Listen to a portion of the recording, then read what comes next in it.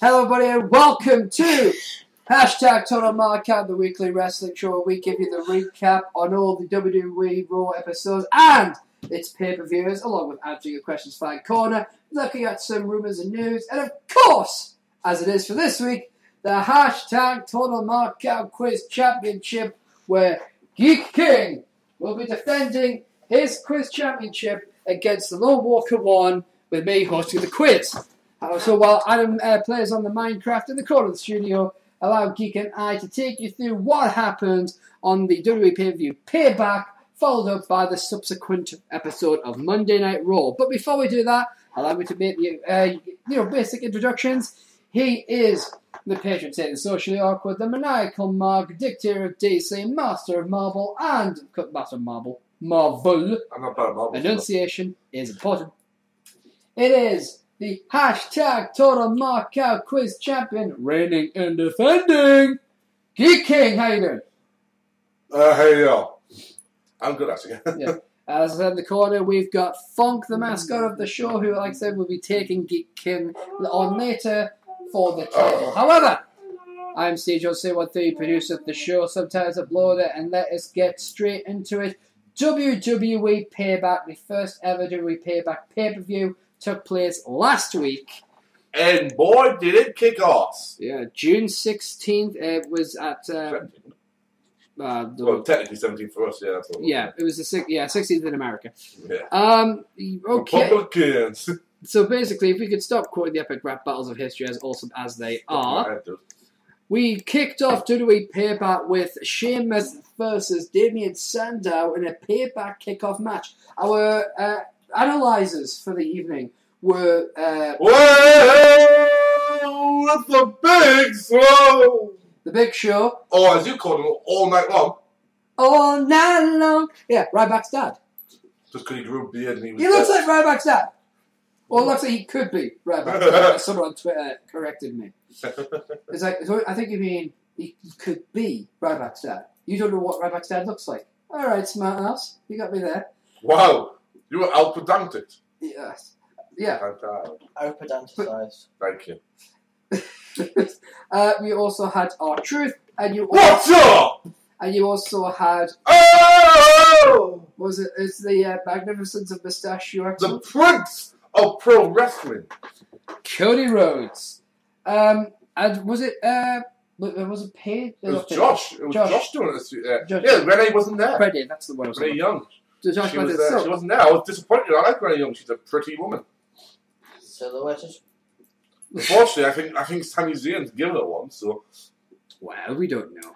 Yeah, I don't know, but... You know, I guess. Yeah. But anyway, so Canadian. I didn't actually... basically, as soon as I turned the app on, that's what I saw Sheamus celebrating his win. Yeah, because I sent you a message, didn't I? Yeah. He goes, when's the app start? And I went, it starts at 1:30, and the match won't probably start till later on. Yeah. No, we got into... I turned it on at 25 to, and fucking Sheamus is kicking Damien's head in already. I got to see the Kobio Akiyet, the elbow off the stain, and yes, I know, I said it right. It's a fucking wonder. Yeah, no. It's a baseball. I got to see the elbow off this stain, and then after that, it was just fucking all over. It was just like, okay, well, that happened. Yeah, thank God. Yeah, I mean... And then I was watching that, and I was still watching something on TV, waiting for the pay-per-view to come on. And they talked about the main event, the matches, and Big Show was like on form, and Big Show just turned around and went, I think you're wrong, because Cody Rhodes mentioned tables. Yeah. And how he has a bit of history in table matches and winning it, at which point Big Show looks over and goes, oh, you want to go there? He goes, I won. It was a lot of luck, but I won. He goes, yeah, damn scrippy. And I'm sitting going, oh, it's going to kick off, and this is going to kill everyone. That's what Josh is saying. Oh, wait. Anyway, let's get on to some of the important... The No. We're not going to the main event yet. Don't be silly. attraction, Yeah. the Good triple save. threat match Yes. that kicked off the show for the Intercontinental Championship. Of the world! Starting first with, we start off, of course, with The Miz. And that jacket was black. Boss rejoiced, the corporal did not. Mm. And of course you had God Save the Queen.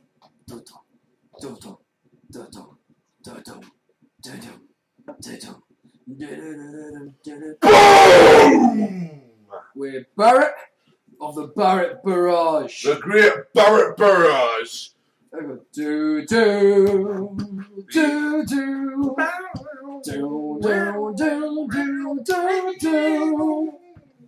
Curtis Axel, Boom! accompanied by Spikey! No, not Spoingy. No, Let's Paul. not the Walrus. That That shit is getting old. Yes, it is Paul Heyman, and the match was actually quite a good match. Fucking hell of a match. Brilliant direction from Paul Heyman. A lot of the time, just as a wait your moment, bide your time. And we get a wonderful winds of change Beautiful. that to me is becoming easily the best sidewalk slam in the business. Yeah. It's beating the Black Hole Slam, mate. I mean, Funk pointed out a long time ago he thinks Barrett's is better, and I've got to say I'm starting to agree. Mainly because the last one I saw with Abyss do on TNA was shit. Yeah. Then And eventually at some point he goes to the boost that he's famous for, Yeah. and then a back boot and then a boot in the face combination. Miz catches him, Yeah. puts it in the finger four leg lock. But then Curtis Axel jumps into the ring, covers Wade Barrett whilst Wade Barrett's still in the figure four. 1, 2, 3! It's all over. And me and Stephen pissed ourselves laughing. Curtis Axel becomes the new Intercontinental Champion. I may have marked out quite a bit. Now, this was on Father's Day. Yes. Curtis Axel winning a very similar looking belt to the one that his father held. Same shape and design, just with a black, Yeah. but famously, Black and white sword, it basically. was black It's a black and white sword. strap on Mr. Henning, Mr. Perfect. Yes. Yeah. Which three, by the way, were very, very, very slow to point out. They didn't put it on any of their social media. Yeah.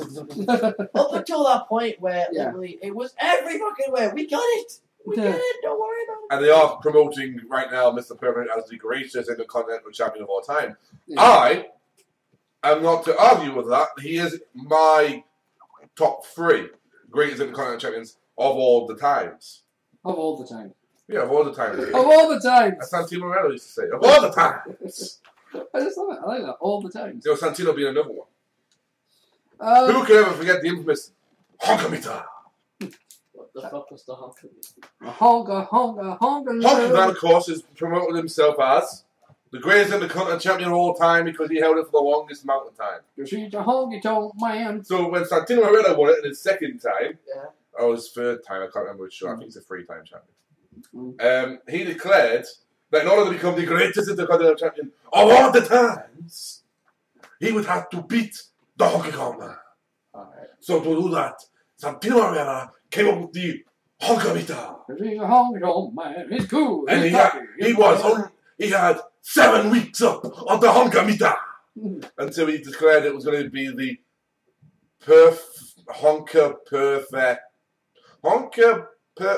Piper Perfect Heart Meter or something stupid like that. Mountie of it was on there as well. Like he just bunched a bunch of the champions together and declared that and then lost it the same night. And we actually booed him when he came to Newcastle because he came out and he says, I would have loved to show you the Honkamita, but I lost. Because he lost to William Regal. Yeah. Because William Regal famously hit with a knee and declared that great speech he did afterwards. I am your champion. It was when he was with Layla. Yeah. And we just met Regal. I just met Regal that day. Yeah. One of the greatest times of my thing was to meet William Regal, show his book, and he go, wow, I didn't think anyone bought this.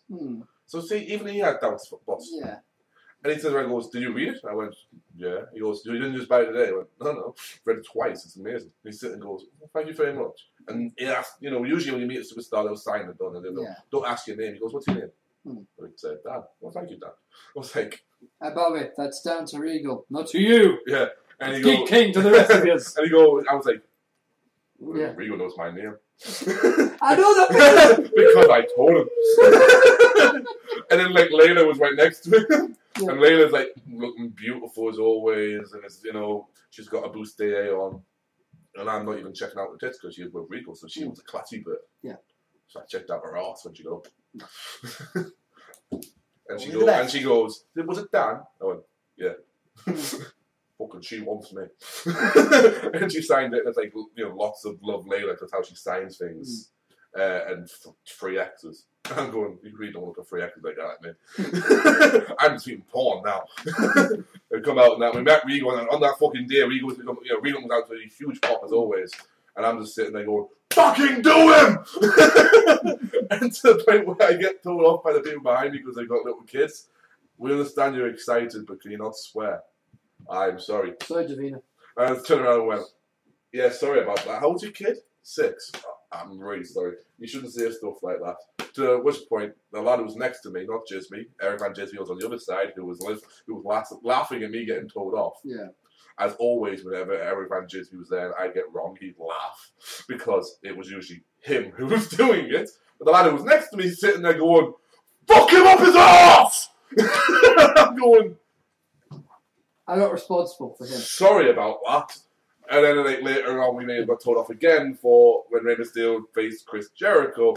We're shouting venom. I mean, spitting venom at Rey Mysterio to the point where we're going, "Take his mask off!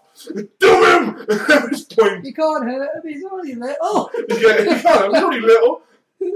Fucking what? Anyway, He's the same size as the boss. Doesn't mean he's little.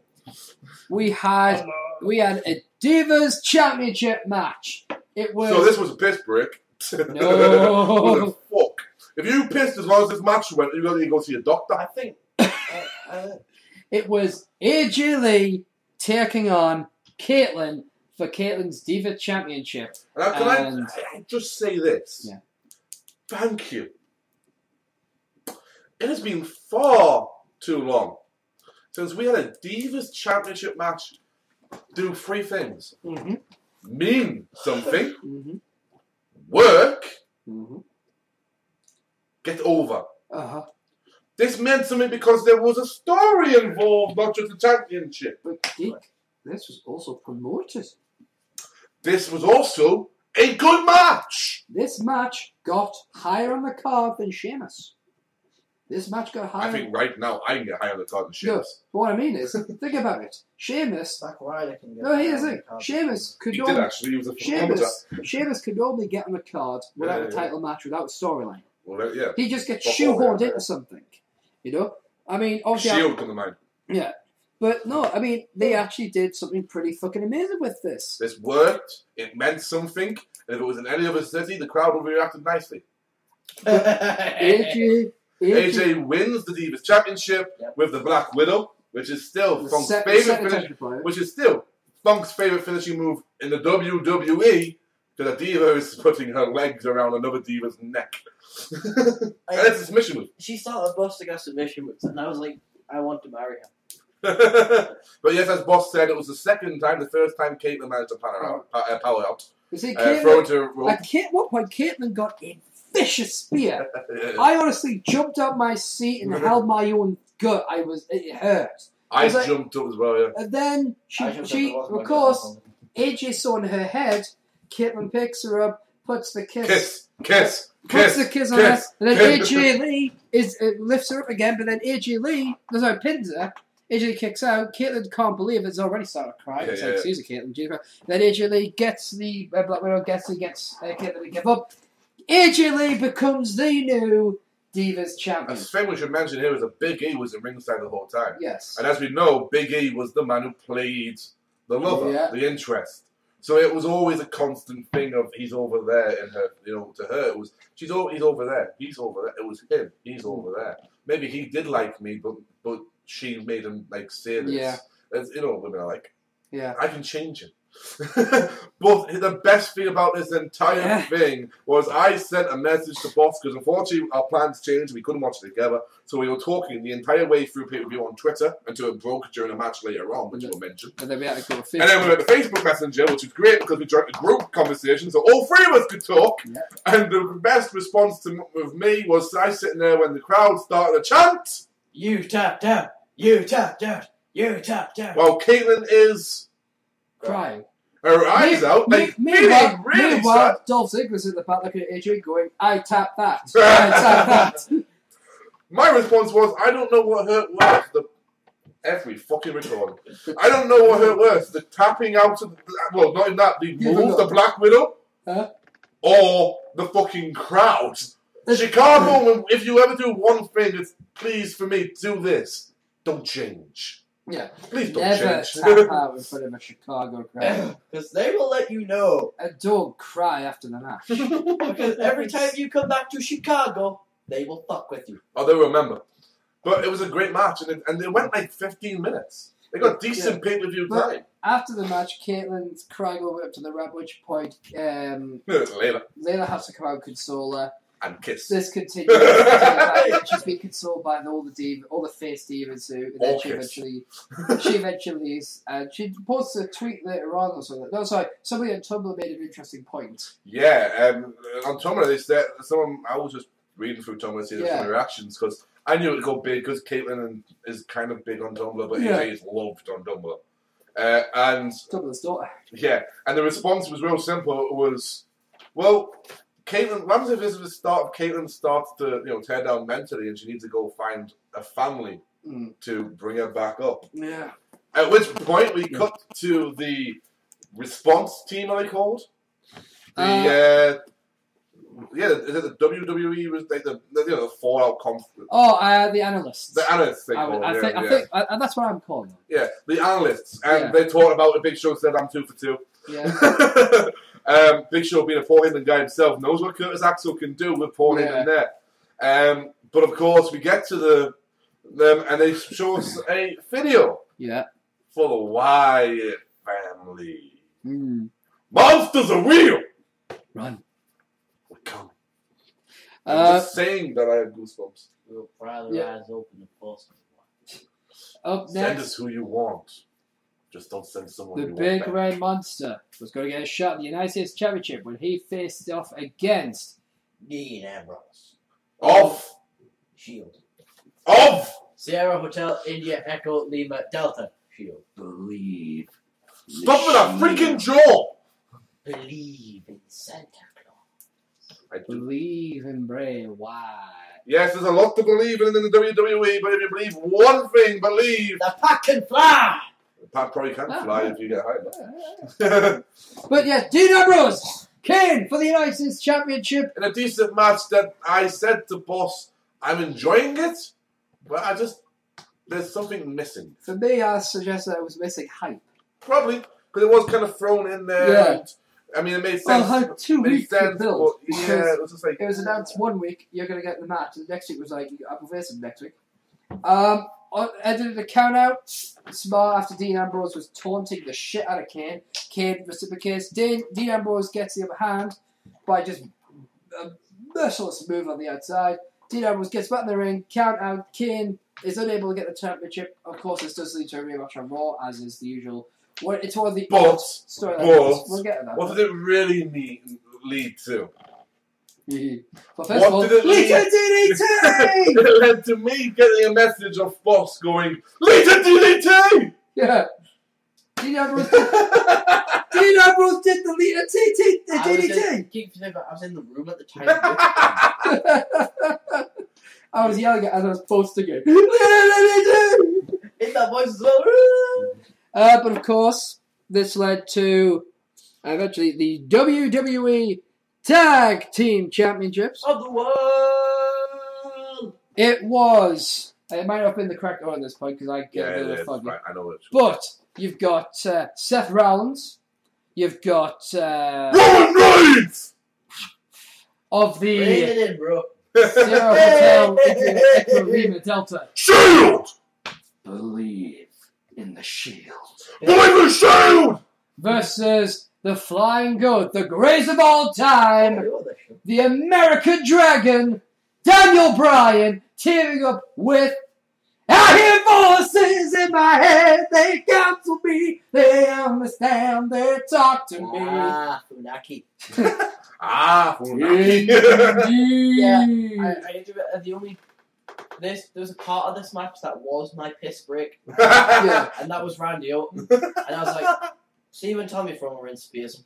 So I said that as I left the room. Yeah, what was great was the Tumblr already named them. Yeah. Tumblr had already named them before they even came out. Yeah. Before Dirty.com on the app was able to put it, because I kept going on the app just to see, because they post questions and polls. Yeah. They have like a little quiz section now during each match. Yeah. One question per match, so it's not much of a quiz. Yeah. But and they have polls, and one of the polls was, what should Randy Orton and Daniel Bryan be called? Yeah.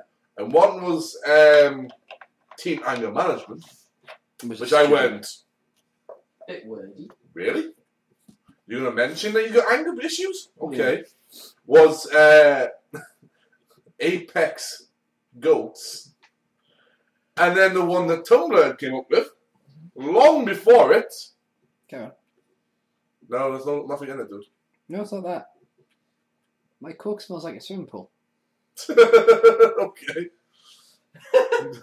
What kind of swimming pools have you been going to? Sponsored by Coke, apparently. And then the one that Tumblr came up with like last week before it was announced, Team RK No. Yes. It's a bit obvious, isn't it? Oh, right. I like Which WWE.com put it on their app. I And it was leading the way. I'd like to point out that while this match was going on, I kept sending like messages to More like a bit like Apex Predator. More like I think one was gay text editor. yeah, gay text editor. Ooh, what was it? Cocking your bass. Delete. Cocking your ass, I think you mean. Thank you. Was I'm trying to remember the rest because I got really annoyed. Next time you're trying to get with the lass, just put this in your head. No, thank you. But the match was pretty self-explanatory. Good move, but okay, Randy Orton, as per usual, fucking it up for the team. I'm trying to find them here. I'm Just going to go right back on my fucking message history. Right. You're looking at all the you work on that, we'll do this. I'm on fucking Tuesday when we were talking about wrestling. Yeah, by the way, that group chat went on. It's still going now. I had, I think it was... Yeah, because we started about 3:13 before. I believe I had something like 400 notifications on my iPod's Twitter. Yeah, I tried, at one point, I was trying to go to sleep, so I actually muted the conversation. It still went on. Your conversation actually broke the power of Facebook. Yeah. But like I said, Randy Orton comes by, essentially... Oh, now the picture shows up. He steps out of the way of a spear. Roman Reigns hits the spear on Daniel Bryan. Apex Predator, more like gay text bread eater. Yeah. Yeah. Gay sex mediator. Correct. I turned around and goes, what's up with you and Orton and Gay and that? He goes, shut up, I'm trying to improv here. I'm trying to improv here. Latex pensioner. Yeah. Neck break creditor. And then like next thing you know, it's the finish. Oh, yeah. All I get is one word. Blackouts! Yeah. It's only my thing starts with us talking about Cena Ryback. Yeah, that was the group. It was individually me and you were text. Yeah. I'll look at. I can't go back to my Twitter history apparently. But anyway, so basically the tag championships are retained. No thanks to Randy Orton, who, basically Randy Orton being the massive pilk that he is, allows Daniel Bryan to eat the fucking. Yeah. Eat the blackouts. Anyway. Oh no. Next up. Yeah. Next up was the World Heavyweight Championship match of the world. Introducing first, in a switch around, Lilian Garcia spoke Spanish to introduce, which got me going. It did. Then to introduce Ricardo Rodriguez. I'm upset with Ricardo Rodriguez. Me too. Who spoke English? Yes. My reply to the boss was, I didn't know he could speak English. Yes, and my response was, "Hey, the and of course, he said, introducing the man who is going to be. Don't worry, I'm not stealing your bit. I'm just leading up to it for you. who will become the new World Heavyweight Champion. He's taking a quick sip. He's preparing.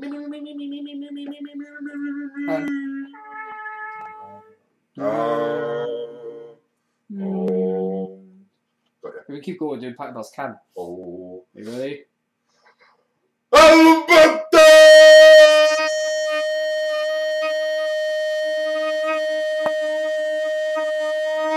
Fuck off, you prick! Del Rio! Yeah, Interesting turn of events. here's my problem with Alberto Del Rio. We could be Firstly- here for a while. Firstly, To take on, firstly, sorry. the reigning, defending World Heavyweight Champion of the world!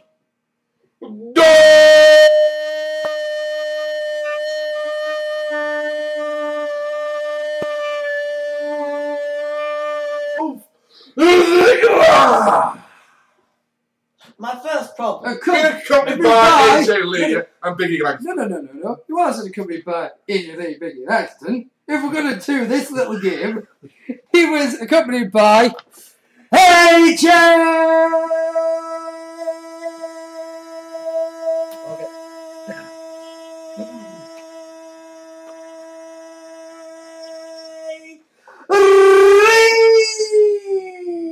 Right? You Rafi Ruse. Actually, no. I roll my L. Can I try one? Yes, you can. Thank you. Right. Also accompanied by Big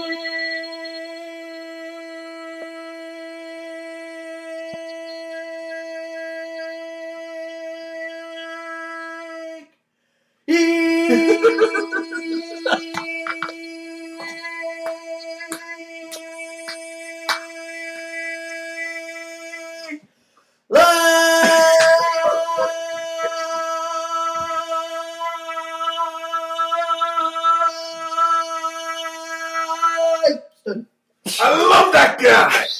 and the commentators were. No. I can feel my brain. Yeah, so Yeah, he's not a trained professional like us, you know what I mean? Yes, Biggie Langston, AJ Lee, Okay. accompanied there, of course, the New Divas champion, which reminds me when this match happened, it happened right in the middle card, because AJ said it was the happiest 20 minutes of their lives. This Coke tastes like rainbows. Yeah, when I say mine, it sounds like a swimming pool. Skittles. Get some nuts. However, Skittles get some nuts. all of the slogans. But This match. This match Oh, is a tragedy. But my hand is in a ready position. Just hold it. Let's Hold. Oh, tease it. tease it. I'll do Black Ops Sniper Vision. Probably. Of course. So this match was fucking a tragedy. It pissed the fuck out of me. It pissed the fuck out of Boss. It pissed the fuck out of Funk. A man who's had a concussion, and what do? You decide to work the concussion angle. So what do you have to do? It makes loads of sense. I get that. You work the concussion angle, but do you have to give a man who's quite lazy and lackadaisical when it comes to kicks? The idea to kick him in the fucking head. Too many times. To knee him in the head. To face him in the head. Alright, rant. You can rant. And now you give him, you lose. You take the belt off Del Rio. Off to the guy. You take. Don't speak. Right, here is my problem with Alberto Del Rio. Firstly, you took my Zigglypuff, and you attacked him. Stop. Not your Zigglypuff. He's everyone's He's not my Zigglypuff. He's not everyone's Zigglypuff. It might be his Zigglypuff. He's AJ's Zigglypuff. He's everyone's. AJ's. We don't know him like that. Now here's the thing. Then when last time it was like, Now here's the thing. I agree with Geek on this.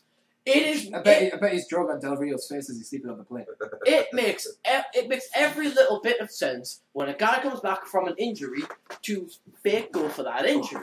Like, if a guy comes back from an ankle problem, of course the guy's going to go for an ankle because it's healed. However, there is a difference between going for something for storyline purposes and actually causing serious risk.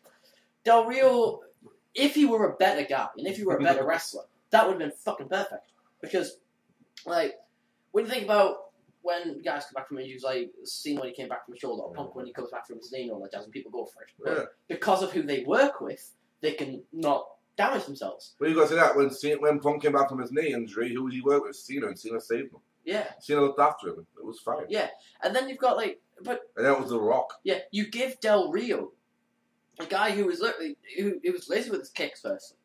He's very lackadaisical with those kicks. But you can see the amount of times how lazy with his kicks when he from all the botches. For prime example, Big Show versus Alberto Del Rio, the Bucket Enziguri. Need I say more about his laziness? Now, when you look at that and you think what he did to Ziggler was he constantly went for the head in such a manner that he actually caused serious risk. At least that's how they're portraying it anyway. Yeah. Any one of those kicks, any one of that, or the knees to the face, or the throwing him around, they could have, at millimetre distance, given him another concussion or fractured his skull. And then Alberto Rio would have to be held accountable for it. So now we've got the major problem being Alberto Del Rio prick. Yeah. But they did something amazing here. I've been on record on this show in saying that they couldn't do something because it wasn't in the nature. Mm-hmm. Only for me to be proven wrong. Which is? They turned... How the fuck did I do that? I don't know. They turned Dolph Ziggler face. Yeah. Now don't get me wrong, it's not that I didn't think Ziggler could pull it off. I just thought Ziggler's character at the time couldn't be face. But then someone reminded me, that's someone being Colt Cabana. Colt Cabana. You know they say straight out the shy. Mr. Shake and Bake Call 45. Wrestling got to be so alive. Great memories. Yes. Now stop rapping, otherwise we'll owe money to someone. Sorry. All of the monies. What he reminded me was simply, you don't have to change your character to be a face or a heel. You just do the same things to different people. Mm-hmm. Do you know a perfect example of this? Maybe arguably the biggest, greatest superstar in all WWE's history, Stone Cold Steve Austin. When Stone Cold Steve Austin turned face, he didn't stop doing what he did. Mm-hmm. He just did it to different people. Mm. And what happened? The crowd popped. All Ziggler now needs to do is to do what, as you said, what Ziggler does best. Say a promo really fast and then run out of breath, for instance. Yeah. Because there's nobody does what I do, can I do better than anybody else? Nobody can do anything different. Every time. I'm the best there ever is, and I'll tell you one thing, I do it better than anyone every single night. Every time. That's his promo. I do like that stuff. Yeah. It's Ziggler, you know. I want to face him in, I want to do it ever about the history. Just go against him and see wins. Yeah, but the thing is, you thought I'd kill a catchphrase, he'll actually die. That's how good of a seller he is. Yeah.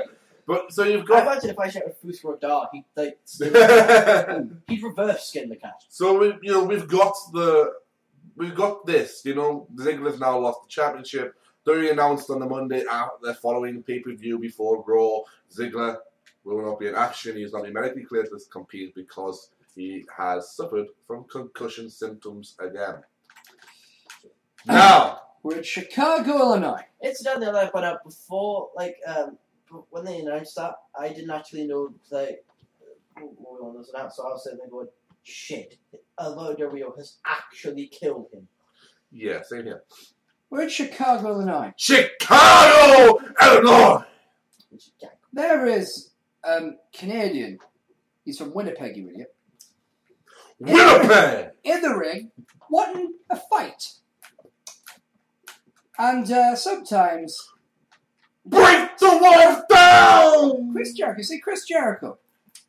He has fought many a superstar. He beat Stone Cold Steve Austin on The Rock in the same night become the first ever undisputed champion. He's fought...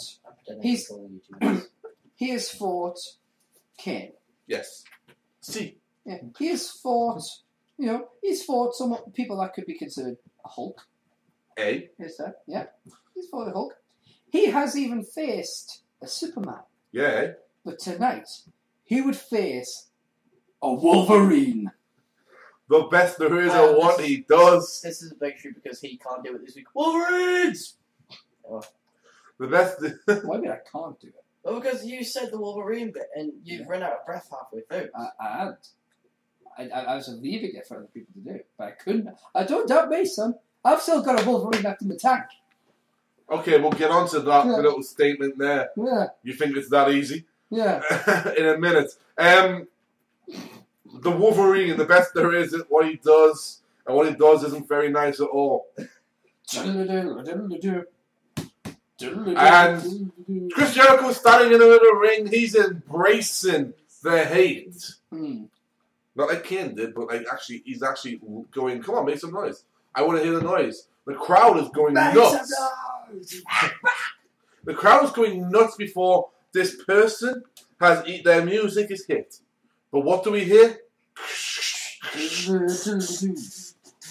Look in my eyes, what do you see? The crowd goes nuts. Because of personality. And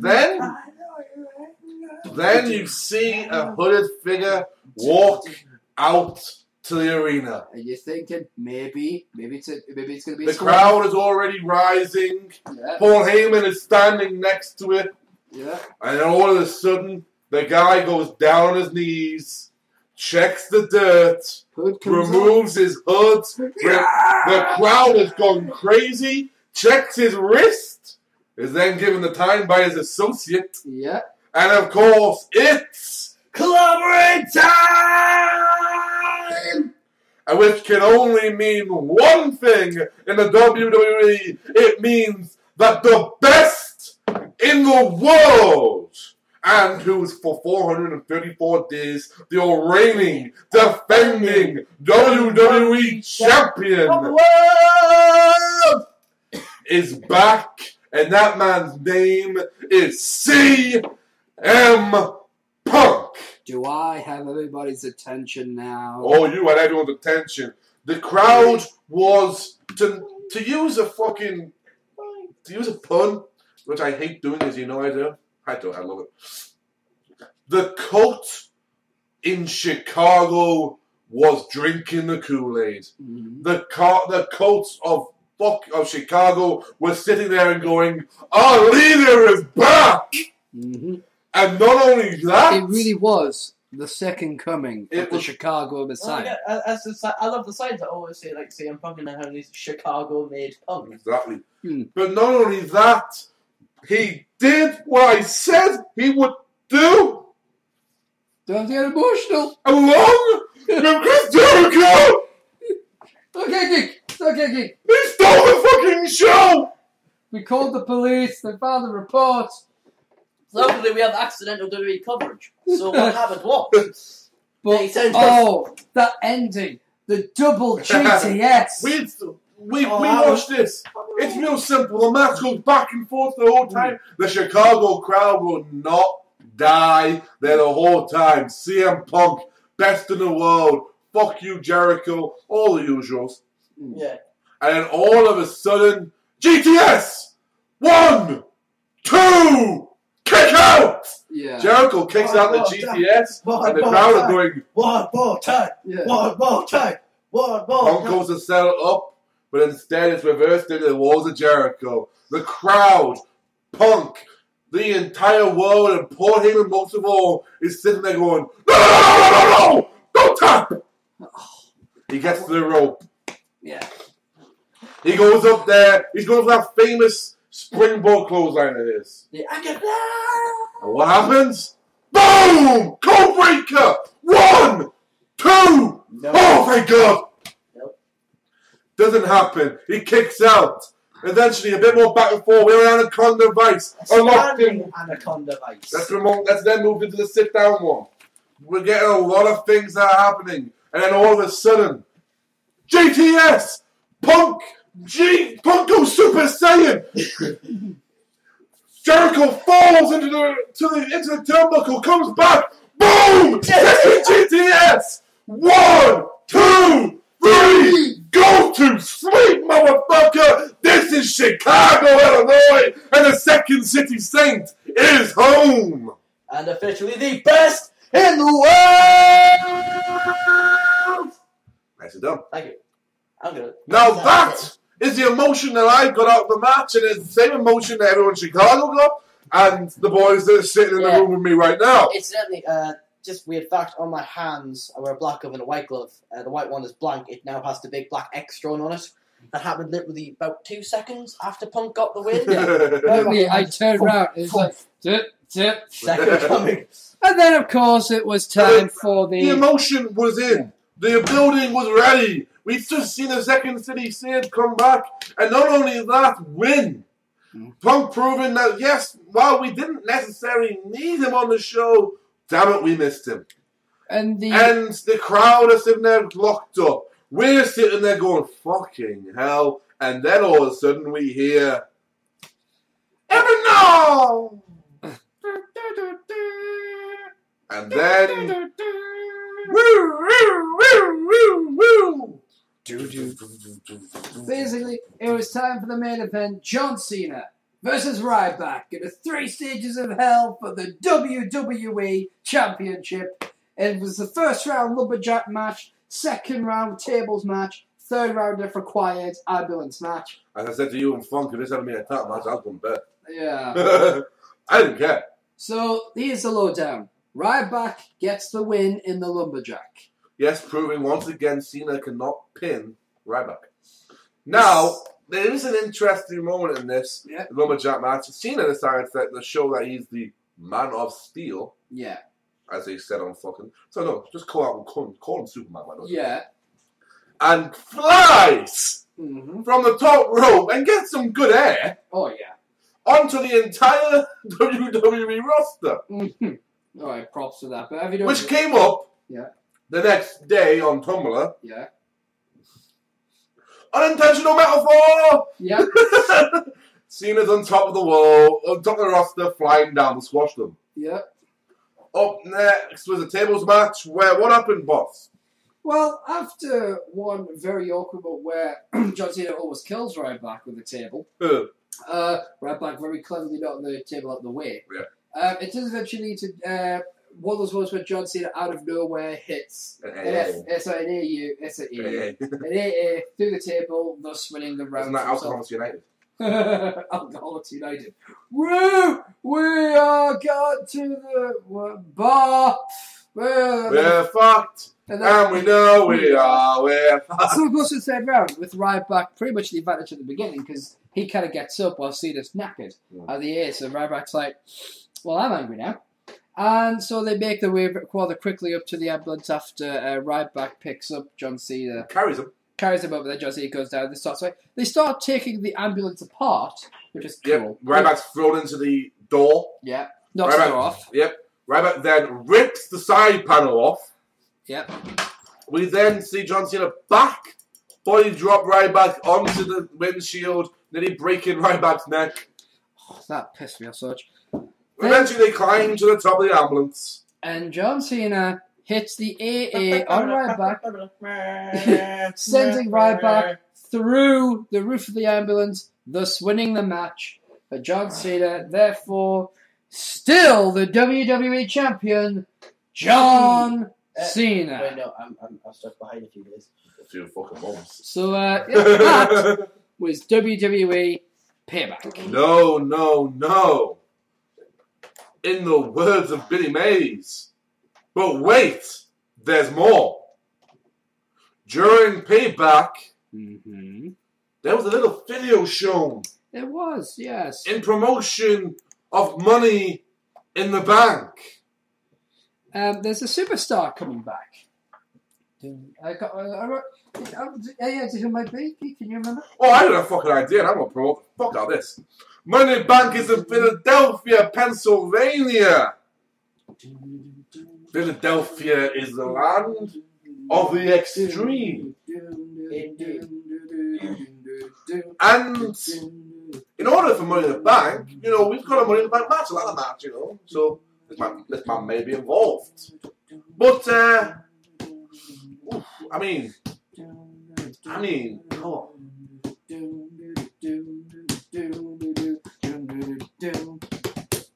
One of a kind! When I see that look in your eyes, makes you believe I'm one of a kind. One of a kind! Rob Van Dam, the whole fucking show. You know what RVD 420 stood for? I'd have smoked your ass.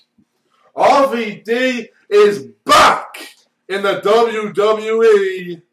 Former Hardcore Champion, former Intercontinental Champion, former World Tag Team Champion, former WWE Champion, former ECW Champion, former Mr. Money in the Bank, cashed in on John Cena at One Night Stand with interference of Edge to become that WWE Champion. Thank you very much. Former ECW TV Champion for 21 months. Oh, I lived easy. The rest of the ECW. ECW Tag Team Champion with alongside Sabu. Sabu! Maniac Sabu! Did he even get the European? Didn't he? No, he beat Regal for the Intercontinental. Right, okay. At WrestleMania 18. Yeah. I believe he was also undefeated at WrestleMania as well. Probably. A 4-0. Yeah. But, of course, he is a legend in this business. RVD is back in the world of the WWE, back at Money in the Bank. And you know how you know when someone's over? Is when their return video gets shown on TV. And they go, wow, RVD's back in Philadelphia.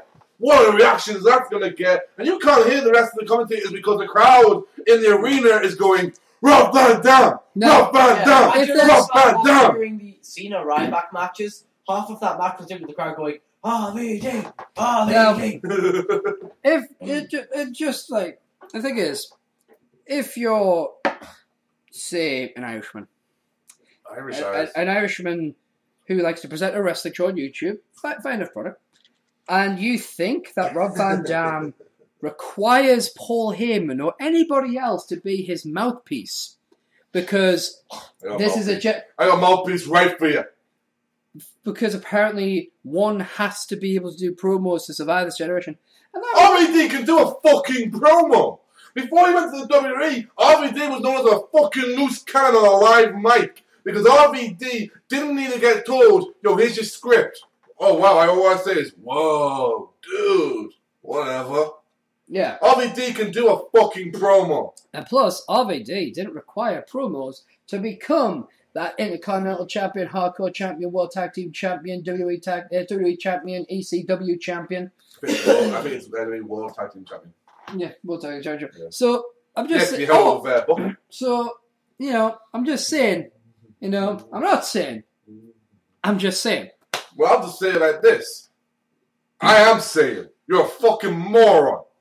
So basically, if you think that Paul Heyman is much required to join the ranks with Rob Van Dam or to his mouthpiece, allow me to quote you from a very wise man, from Dr. Cox, actually. Wrong, wrong, wrong, wrong. Wrong, wrong, wrong, wrong. You're wrong. You're wrong. You're wrong. Thank you very much. I would like to quote you from Wise Man herself. I believe her went, "You're a fucking moron!" Geek King, a couple of minutes ago. Yes. Well, yeah. I know the history. Anyway, up next, Monday Night Raw. It starts off with... Now, a bit we didn't touch upon because we're going to talk about it now. Before we went to like the Shield tag team match, we did have a World Championship match for where Dolph Ziggler won title. Yeah, because Shield came after CM Punk's match. Yes. What we had kind of before that was Alberto Del Rio come out, and we've got Ricardo Rodriguez. Ricardo Rodriguez, what the frick? Actually, I don't think we should punish Ricardo Rodriguez. Well, he was smiling. Yes, he did this whole shtick. He comes up with this world title. He's out there holding it as if he's healthy. He goes, I fought so hard to become the World Heavyweight Champion. And I think Chicago need to cheer for me. And he's doing this bullshit. And then, of course, he comes out and Raw and he bitches and moans that the fans didn't cheer for him, but instead they booed Alberto Del Rio. Alberto Del Rio was made in Mexico. No, you weren't. You were fucking born and raised in Mexico. Does not mean you can come out on your t-shirt and say, born in Mexico, raised in fucking America. Especially when on your fucking back you have a tattoo that says, Hencho en Mexicano. Or Mexico, sorry. I always say Mexicano for some reason. Which means made in Mexico. Yeah. Basically, he goes out on the show, he bitches and moans about the people's achievement. So, out of the goodness of his heart, he's going to give you fans one more chance to chant for Alberto Del Rio. And of course, they don't. And he goes on to a bit of a spiel. Now, during this time, I'm sitting there going, okay, so Dolph's going to come out and say something. Just because he's not cleared to wrestle doesn't mean he's not cleared to be there. Yeah. But instead, there's quite a big reaction. Look in my eyes, what do you see? CM Punk comes out personality. to a huge ovation. That's huge. And Of he's course, smiling the whole Michigan. time. And you know what's great? Yeah. What's fucking great? Yeah. Punk is happy again. Yeah. Punk is rested. Punk is That happy. was the first thing Adam said when he saw CM Yeah, Punk. it's just like looks like he had some sleep. Yeah. He is so just relaxed. Yeah. It's unbelievable. Mm. And you can tell it when he comes out and he's like, hiya. Yeah. You know, he's having a little bit of funny hat as well again. Yeah. And he comes out and says, yeah, you beat Dolph Ziggler. You cheated to win. You beat Dolph Ziggler. Yeah. You stole a victory from Matt. And he goes, you're not going to get a World Heavyweight title shot. He goes, I don't want one. Dolph deserves it. Rightfully, Dolph deserves it. And the crowd go nuts because Punk's doing what he does as always, putting the rest of the fucking world over. Yeah. Of It's course- amazing how a man who can brag about being the best in the world Yeah. can put everyone over. Meanwhile, Paul Heyman's basically CM Punk's demanding a match against Alberto Del Rio. Punk's going, Paul Heyman's going, no, we don't. My client doesn't fight for free. My client doesn't fight for free. Punk goes, whoa. I told you, I'm not your client. Okay? Curtis Axel is your client. Brock Lesnar is your client. They need your help. I don't. You're my friend. Just be my friend. Last night you interfered in the match and you almost cost me. Yeah. But CM Punk demands a match with Alberto Del Rio. And Alberto says no. but Vicky Guerrero Excuse me! Vicky Guerrero comes out and says, actually, Excuse me! in the main event we are going to see Alberto Del Rio Alberto Del Rio?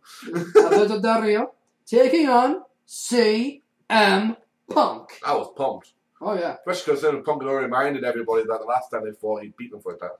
Yeah, that would have been in Madison Square Garden at Survivor Series for the WWE Championship, the start of his 434 championship reign. Exactly. So, everyone's happy about this, except, of course, Alberto Del Rio, Ricardo Rodriguez, and Paul Heyman. Yeah, now next up in line is going to be a Intercontinental Championship rematch. Yeah. Where Curtis Axel we'll take on Wade Barrett of the Barrett Barrage. God Save the Queen. God save the Queen. However, excuse me! Second appearance of the night, Christ. Vicky Guerrero comes out and within 10 minutes of the show has already done more. She's done 3 weeks, I believe, Yeah. all said. Yeah. And declares that Wade Barrett will not be facing.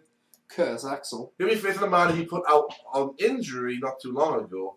And he'll be facing a man who's going to return tonight. Go! Christian! Yeah, Christian's back! Christian is back, Ah! ready to go, and it's about damn time. And Christian also picks up the win in an impressive display. You know? Randy Orton now, Team World Score is down on a handicap match against Sheamus, and I'll be honest, I don't know what happened in this match because I fast forward. Basically, Cody Rhodes, him and Damien Sandow got the roll up on Right, Sheamus. that's correct, yeah. As it's basically Didn't Sheamus Cody- was going for the bro kick on Cody Rhodes. Damien gets the roll up, and Then he gets the pro kick anyway, doesn't he? Cody Rhodes takes the bro kick while Damien's at the top. Yes, because there's a bit on the app where they ask him if he's okay. Yeah. And Cody Rhodes goes, okay, I am Prince of professional wrestling, at which point someone goes, Prince? He goes, the Prince! As in, I'm not Prince, I'm the Prince, at which point Damien goes, are you okay? He goes, no, I think they broke my nose. It's like a very bromance type thing that they do very well. You know, as in, silence! My best friend in the world is talking. This was the Raw Interactive match, Randy Orton versus Daniel Bryan. The fans got a vote on what kind of match it was. The fans voted for a no disqualification match. So it was Randy Orton versus Daniel Bryan, no disqualification. Hell of a match. And the match was called off. Because Daniel Bryan apparently broke a couple of ribs. What it was actually, the official word, is that he suffered a stinger. Yeah. For the only ones that doesn't know, because I didn't know. I know Stinger. I've had a Stinger. Yeah, it's basically when you get nerve damage. So. Yeah, I got it from rugby. I went to a scrum, hit awkwardly, and I got Stinger. Basically, it's nerve damage just on the joint of your neck and your what's it called? Your tendons, your tries. But this, and what happens is it feels as if you're not like your fingers go numb, and you get a shock going up and down your arm. Yeah, it's very similar to what happens when you break your neck. Now, how they had this on TV was the doctor called the end of the match, and the fans gave him a standing ovation. Randy Orton broke character as well. Yeah, Randy Orton shook his hand, patted him on the stomach, raised his hand, and they walked back. What happened in reality was Daniel Bryan goes to the gorilla position and screams the shit out of Triple H. Yeah, Triple H called it from the from the gorilla position. When they went, he's got a stinger. At which point Triple H replies to them on the other end of the radio. On the headset. That's it. That's it. Call it. Yeah. So Daniel Bryan, and basically this has been reported. A few people have talked about this. They've made up since then. We're not talking about a fucking push killer, as a lot of people have been bitching about on WrestlingNews.com. When I first heard about it, I thought maybe a push killer, but then I realised Trips has got more sense than that. Yeah, I think if it had been Vince McMahon, definitely. Especially some of the shit he came out with. Yeah, but they had words, and Trips is a big boy. I got to go into a more of a rant about this because you know why? Because the next bit which came up, Stephanie McMahon, AJ Lee, and basically AJ Lee's in the ring talking about how brilliant it was, and she said, and if there is any deep in the back that thinks they're even a quarter of the woman I am, they can come out here and do something about it. Nobody comes out. That's what I thought. Or the new thing. Nah, I don't know. I still prefer the old thing. I don't know the new one is. I'm saying that. Stephanie McMahon comes out. Suddenly I realised, wow, Stephanie McMahon's quite tall. Or AJ is quite short. AJ's 5'1". Wait a minute. AJ's 5'2" and weighs 190 pounds, if that. I think it's 120 pounds. She's the same height as my fiance. I think she's that. I'll double check while you're talking. Yeah, I'm the same height as someone who's the same height as me. Do you know what you're not the same height as? Your brother. This is true. But basically, Stephanie McMahon, there's a lot of great moments to this. Things like, first of all, AJ Lee going, "Hi, boss lady." Yeah, that was great. Then AJ Lee tries to. AJ Lee's billed at 5'2", 115 pounds.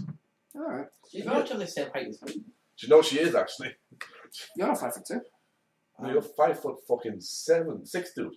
Am I? Yes. You're taller He's than 5'5.5". You're 5'6". I'm 6'3". Dude, just 5'5". No one cares about the half. I know. Oh. It's your hair, for starters. The more you grow it, the closer you get to 6 foot. I just look like Super Saiyan. I mean, to be fair, I'm 6'3" and I've got no hair. If you grew your hair to get the same height as Geek, you'd have some French guy with ropes trying to climb it. Actually, yeah. Do you know what she is? What? She's exactly the same measurement as my ex. One of my exes, not my most recent one. Well, she tries to give Stephanie McMahon the crazy eyes, which by Stephanie gets right into her face. No kidding, and says, "You try to give me the crazy eyes. I'm a McMahon." Nobody does crazy. Wasn't that? Well, that was actually the point where I literally turned to Stephen and went, "That's great." No kiss. Yes. Do you know what that moment came to me? Oh, fuck, I'm done. But basically, Stephanie's point was that what AJ did was demeaning to women.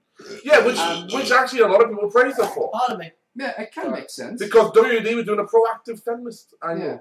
And then they're interrupted by Caitlin, who goes, "Congratulations, AJ, you won." Which way Stephanie McMahon gets to the top of the ring and the ramp and says, "Don't you ever interrupt me again." That goes for all of you. What was interesting? Oh, Jesus, fucking internet.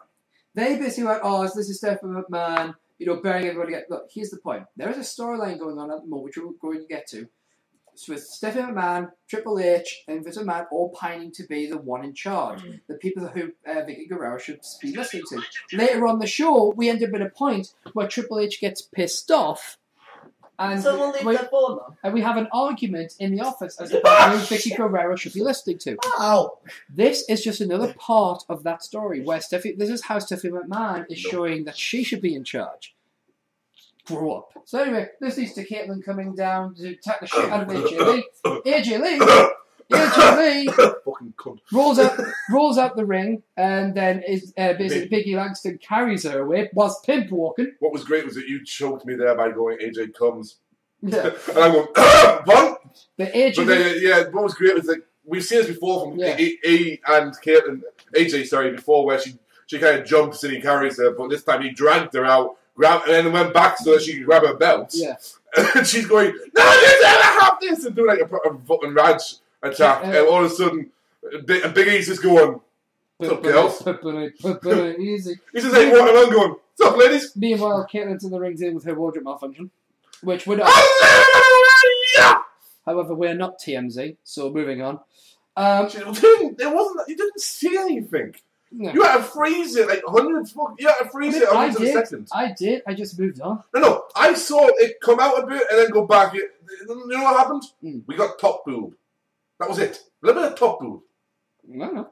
Nothing else. No side boob. Maybe I just see slower than you. No side boob. No nipple. No lip slip. It was just top boob. No. I mean, I saw the full thing. I saw exactly what they were talking about. Maybe I just see maybe it's like maybe flash. you wanted to. No, maybe because obviously it's like pictures are posted everywhere as well. But maybe it's like the Flash, how you can just see things. Yeah. You know, Maybe I just didn't care enough. Exactly. Which is ironic, but it's divas and it's boobs. Well, it's because you're classier than you like to imagine. Or maybe I've just seen boobs. So I see boobs. I see boobs with me. Boobs of me. Doesn't matter to me. I'll take them anyway. And I think to myself. Anyway. Maybe it's just one of those things where I just thought, fuck it. It's not like it was China and her ass fell out. Anyway, up next, Kane was going to get his retribution when Dean Ambrose was going to defend his title against Kane. Now, Previously in the night, Vicky Guerrero was warned by Triple H that if the Shield were to intervene in this matchup or cause any ruckus, then she was to make a severe example by giving them severe consequences. And he also commended her on, bringing Christian back, even though he'd been cleared the wrestler for a month and a half. And, of course, there was an argument between Brad Maddox and Vicky Guerrero. Ricky! As to who signed RVD. And they said it was him. And then Triple H said, I admit it, I signed him. And then he said, but well done on, booking the three-man band. That was pure genius. But earlier on, of course, she also goes, what was the main event going to be? Yeah, I said, well, of course, CM Punk versus Roderick. I said, so would it have been the same match if CM Punk hadn't come out and interrupted Alberto Del Rio? But I brought Christian back. Great, he's been cleared. But an RVD, I don't remember you bringing RVD. That was my idea. I don't remember you bringing RVD being part of the conversation. Oh, but, three-man band, there's a move. Yeah. At which point someone turned around on Tumblr and went, Triple H distance three-man band is quite ironic considering, it's enhancement talent on a 3-hour Raw. What else would it be, Trips? But anyway, Dean Ambrose, defending the title, Shield get involved. Shield! Leave the Shield! So we're in the back, and Vicky Guerrero goes to the Shield. It's basically is about to lay the smacker down upon them. She starts by saying, "You're," and I'm missing all the other stuff because fucking Tumblr. But she goes, "You're." Then Vince McMahon appears, goes, "Great job out there." Thank you, sir. Thank you, sir. And it says, "Keep up the good work." Killing. Well done, sir. Big Guerrero's ability. At which point, I love the fact that as they walk away, as they walk away, Dean goes, "Will do, sir." At which point, Roman doesn't say a word during the entire promo, and it's walks, but you hear Seth go, "Believe in that." It's like, believe in that. As soon as they walk away. At which point, Brad Maddox just looks at Vicky, and you kind of just says without saying, "What the fuck are we gonna do?" Yeah, I'm actually this week's episode. I said to Geek yesterday. This week's episode, I agree with this week's Brad Maddox. It makes perfect sense. Hey, don't you start. He's still the assistant to the supervisor of Raw. All right. Boss loves breaking. This is made of metal. It will go across your face. That'd be cool. Anyway, up next, William Regal was on Raw. And Zeb Coulter, and this is the moment I got the most pissed off of the entire fucking night, Mr. Michael Cole. Zeb Coulter comes out and explains that it's a war, and sometimes you have to make strange alliances. So he announces Antonio Cesaro. A man who he deemed had done everything the right way. Yeah. He was one of the good ones. Yeah. So Michael Cole is bitching at this time match that Zeb Cole's a hypocrite. And JBL explains quite clearly, well, no, because he's against legal immigrants. Here's the problem. He's never said he was. He never said he had a problem against foreigners. Yeah. He didn't like the ones that sneaked across the our border. borders. Sneak across our borders like Alberto Del Rio. Yeah. And Sin Cara. Yeah, his point is he believes that Alberto Del Rio, sneaked across the border. He doesn't believe he's a legal immigrant because he's never seen the Greek consulate. No, that's his shtick. He believes that Antonio Cesaro did it the right way. And in case you knows, Antonio Cesaro actually loves the American way because remember he was trying to do the whole "I'm going to make America better." It wasn't "I hate America." He's like, "My God, what have you done to this country? Yeah. I will make it better for you." Bring it back to province. Exactly. So. And you know what annoyed me? Uh-huh. This is a match between Antonio Cesaro and William Regal, and I had to fast forward it because I couldn't listen to the commentary. I mean, I listened to the entire match as I watched the entire match, but it killed me. And JBL even summed it up. He says, "We've got a great match against Antonio Cesaro and William Regal," and Cole wouldn't shut the fuck up. Cole is meant to be a veteran in this business. It annoys the fuck out of me, man. No. And I've got a match like that. A match no one thought I'd see on WWE. Yeah. Do you know what we've seen in the last 2 months on WWE? Yeah. Cassius Ohno versus William Regal and Antonio Cesaro versus William Regal. Mm. And there's a rumor going around that on NXT, Bray Wyatt is going to start an angle with William Regal. That's just going to be fun. Anyway, getting away from this, which pissed us off. Oh. John Cena comes out, usual shtick. He's a champion now. He thanks everyone that stuck with him, and now you can say the champ is here. The next person whoever wins the Somebody go and get the ass kicked. All right. Basically, whoever wins the Raw Money in the Bank, it doesn't matter, who they are. There will never be an opportune time to cash it in because even if John Cena is down on the ground, busted open, broken, bloody, and bruised, doesn't matter. He will be always ready to defend his title. And as you said. Somebody go and get their ass kicked. Mark Henry comes out in a pink beat 'em up, pig jacket. So pink and salmon. Sorry, salmon jacket, black trousers, wrestling boots. It's wrestling boots on the top of the ramp. Get to the ring. John Cena goes to leave. Mark Henry, no, you don't. And bear in mind, previously, yeah, we've just seen it in a moment like backstage. Yeah, Mark Henry with the PTP, where once again. Fucking Darren Young is pouring his heart out. Yeah. And Tamina's upset as well. Yeah. And Titus going, what are you crying for? Come on, you know he's going to be back. Yeah. What are you crying for? If you actually watch the app as well, it's brilliant at what happened after this thing. But Mark Henry goes in this really moving to it. Now, at first I thought this is all bullshit. I was bought into it. Yeah, until Mark Henry started crying. Then I was like, oh, fuck. Mark cried on cue. Yeah. I know Hollywood actors who reportedly can't do that. And then he talks about how he hasn't had the same success as John Cena's had, but he's doing well for himself. He's a proud man. And John Cena gives him the WWE title to hold up. Yeah, and he says, "I'm going to give you this back, John, because to hold this, you got to earn it." And he's like, "Fucking hell!" And then at the end, he goes, "He told us my daughter who was crying when I leave home. Daddy's coming home," and I'm going, "Fuck!" I stood up, I started clapping. John Cena lifts his arm. Whoa, start the slam! And you know what? Instantly, everyone did. What? What the hell? You think it's that easy? I got plenty left in the tank. I'm sitting there going, "You son of a bitch! You had me!" I couldn't believe it. And instantly on Tumblr, you know what you see? Yeah. And the winner for best retirement goes to. I'm sitting going, he fucking had me. And you know what? The perfect reaction was simply put on via a 5-second clip on Tumblr and on his account. Shane Helms. Shane Helms, yeah. He was sitting there watching it going, "Oh my God." You can see he's like visibly going, "Oh my God." And then he hits the world's strongest flowers. Yes! That's what I'm going. He had everyone. Even McFoley tweeted. Yeah. This is emotional. And as he said that tweet, he sat there and turned around and went, "Well, he had me too." Literally, he says he had the set button. The world's strongest.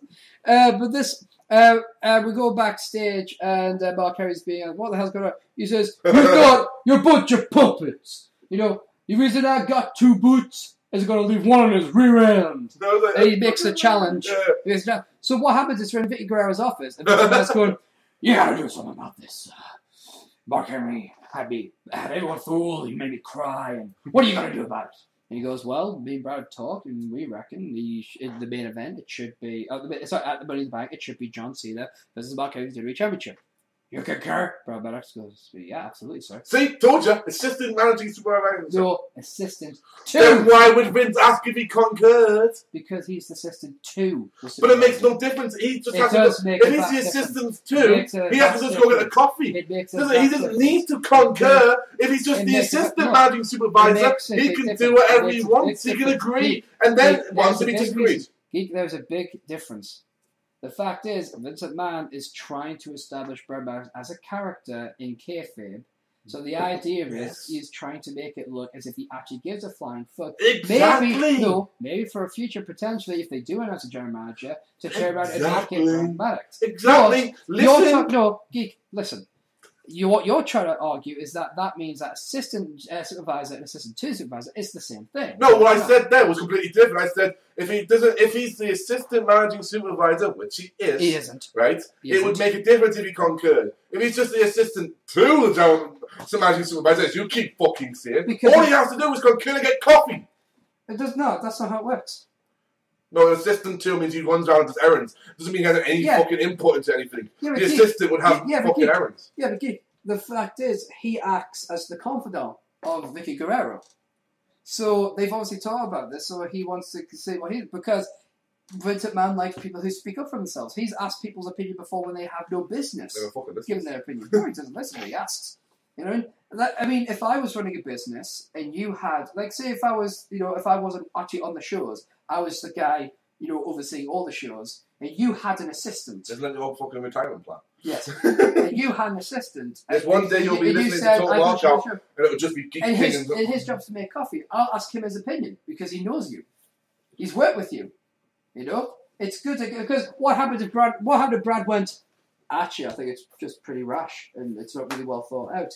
That might be a good point, and maybe Vince goes, maybe you shouldn't be just an assistant to the supervisor. Maybe you should be assistant supervisor. Or maybe you should just be the supervisor. Already assistant. He's done it before.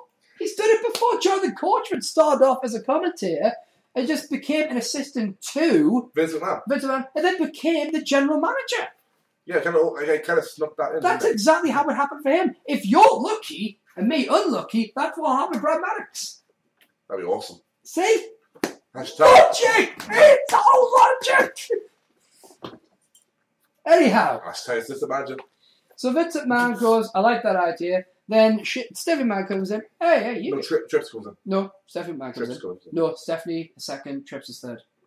Because Stephanie goes, this show's completely out of control. That's right. Yeah.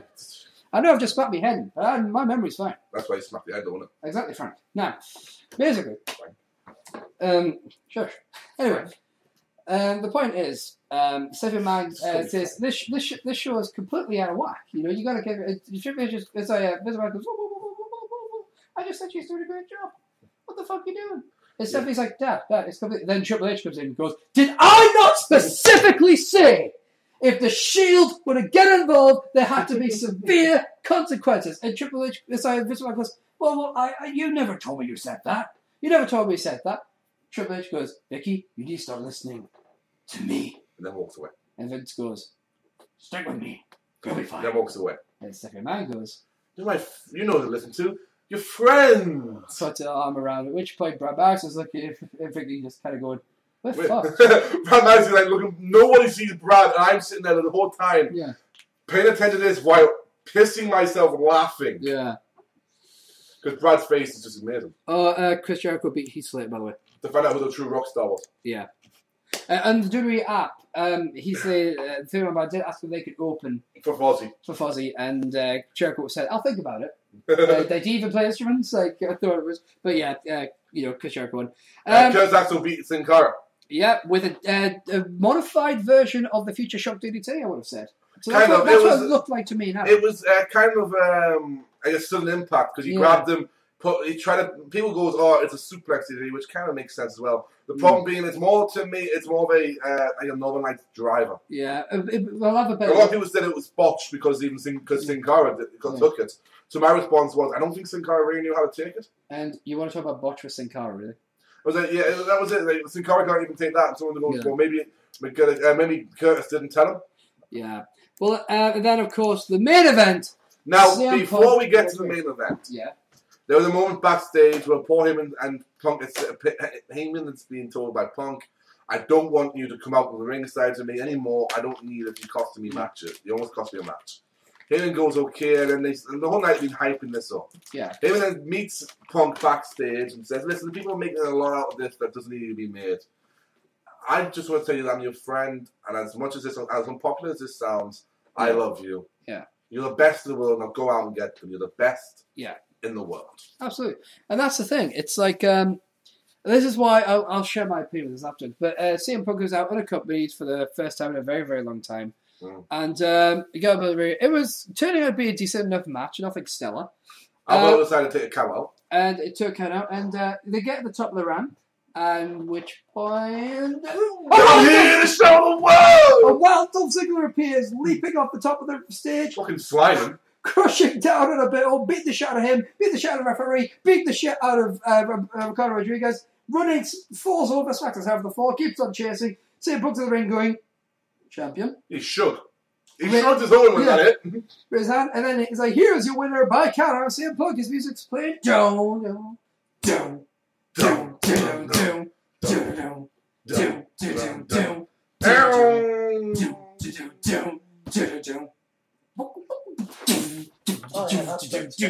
Brock Lesnar, and everyone's just going, Brock Lesnar! Everyone's just going, run, Punk. Run, Punk. My response, I believe, was, oh no. The thing is, I watched this before Adam did, so I kind of played a horrible joke at Adam. See, Brock Lesnar gets a microphone after he steps in the ring. This is the point where Adam went, I'm just going to fast forward. I went, no, it's alright, he's got a live mic, he's got a point to make. At which point he drops the mic, lifts CM Punk and delivers the F5. I'm apparently dead to Adam. So it's Brock Lesnar. Yeah. If you're wondering how to spell Brock Lesnar, to get the true accurate sound of the way that Paul Heyman would say it, is BUROCK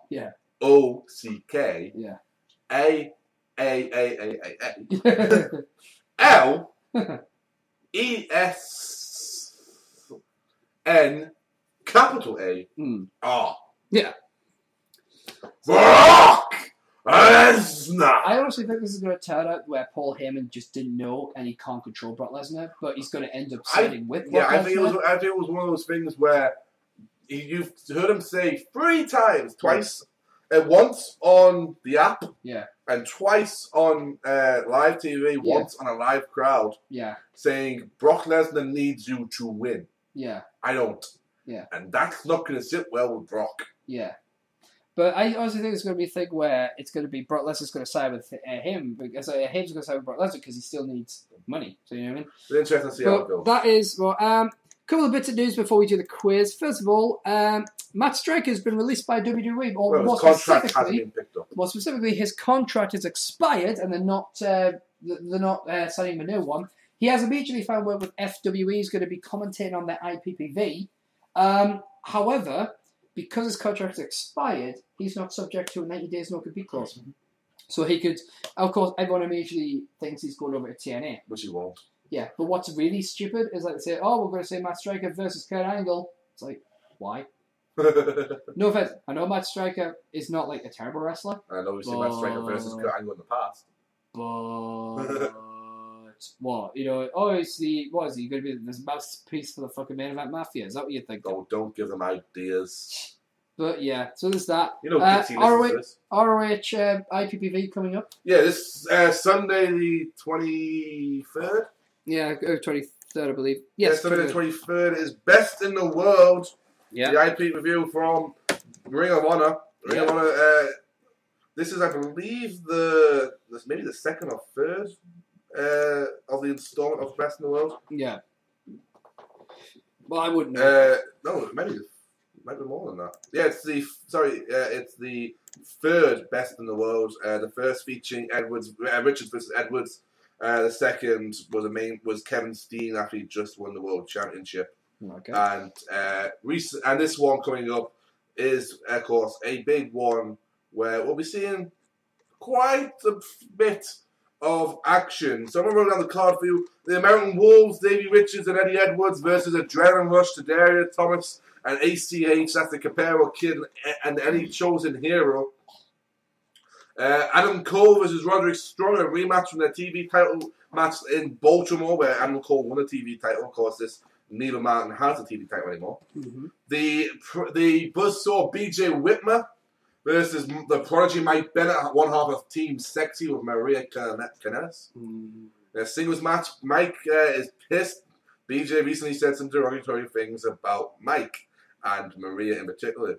In a singles challenge match, the Sicilian psychopath Tommaso Ciampa is going to take on unbreakable Michael Elgin. Just look for some vicious moves in there, mainly, and look for, of course, the buckle bomb into the Elgin bomb, and followed up by the pinfall. Of course, you may even see the Project Ciampa, that vicious powerbomb backbreaker.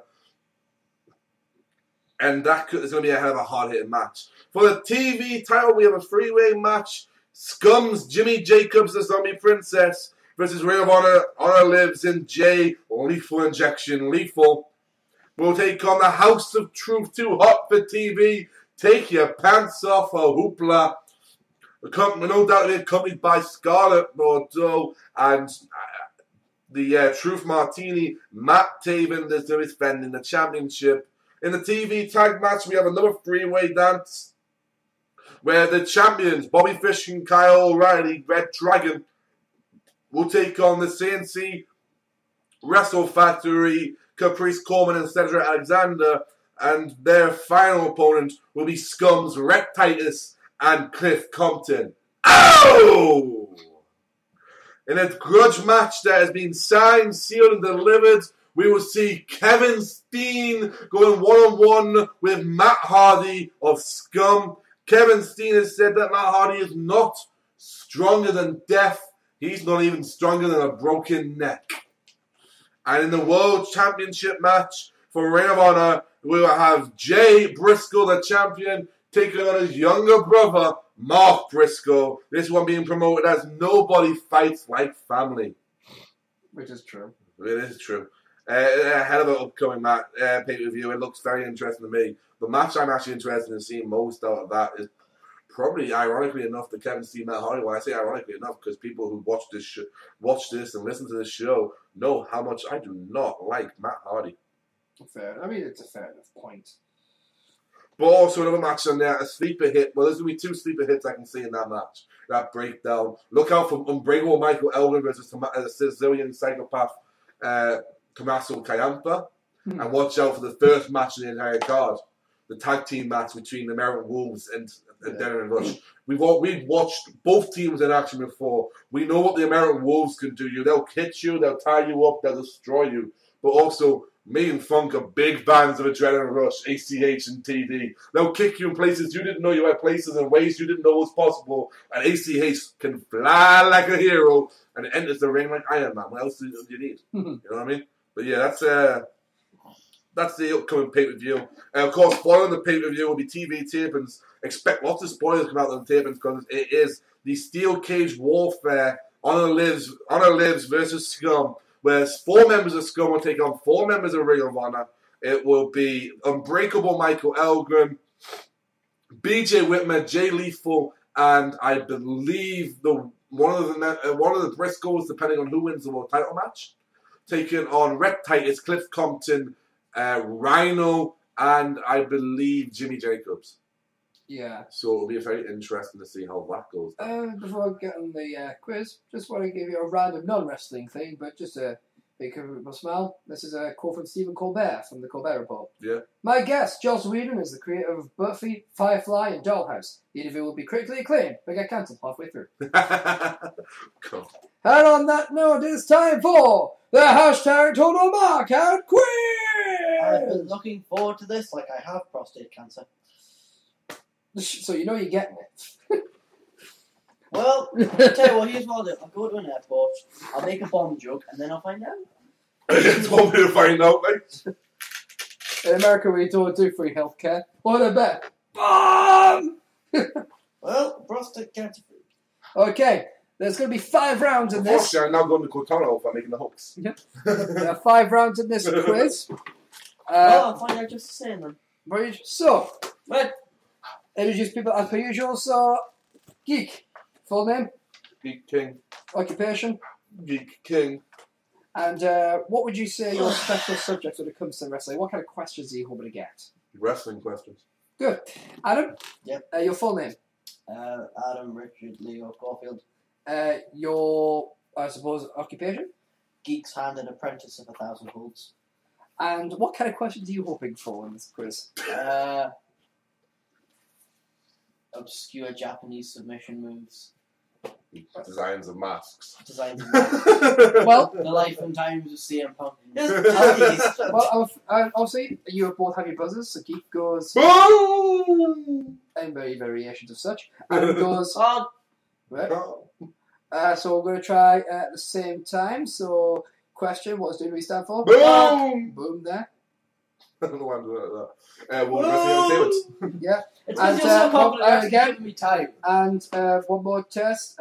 What does WWE stand for? Boom! Funk. World Championship Wrestling. There you go. See, both buzzers are working. No Of the excuses. world! First, That's the wrong answer. right. First round, general knowledge, or at least general wrestling knowledge. Are you both ready? Yes. Okay. Question number 1. Question 1. How many former ECW champions are currently employed in WWE? Yes. 2. No. So, Geek. How many former ECW champions are currently employed in Geek's WWE? there too. Let me just count this up because I've got a new number now. 5. No. 9. Big Show, Christian, CM Punk, Ezekiel Jackson, Jack Swagger, K. Mark Henry, Mr. McMahon, and RVD. Ezekiel Jackson still around? Yeah. Yep.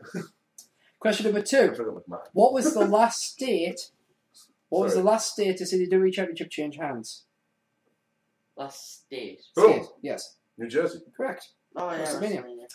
Question number 3. Who is the only WWE superstar to ever lose a match at the WWE Hall of Fame? Boom. Yes. Chris Jericho. Correct. So it's Mick Foley pin. Question number 4. Which currently employed superstar holds the record, along with former superstars, for the most reigns as a WWE Tag Team Champion? So which currently employed superstar, along with some no longer with us, as in retired or whatever, holds the record for the most reigns as a WWE Tag Team Champion?